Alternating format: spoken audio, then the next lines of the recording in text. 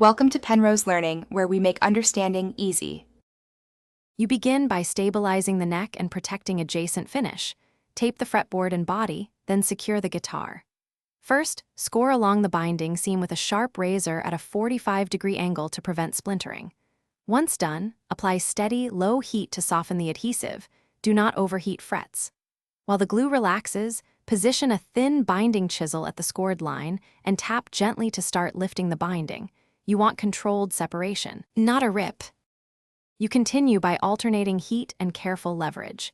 Heat a short span, insert a thin palette knife under the binding, and work slowly from the heel toward the headstock so the grain peels cleanly. Make small, repeated passes rather than forcing one big lift. That reduces chipping. Once sections are free, scrape residual adhesive in thin flakes with the chisel set flat to the neck. If stubborn spots remain, lightly dab acetone on the glue.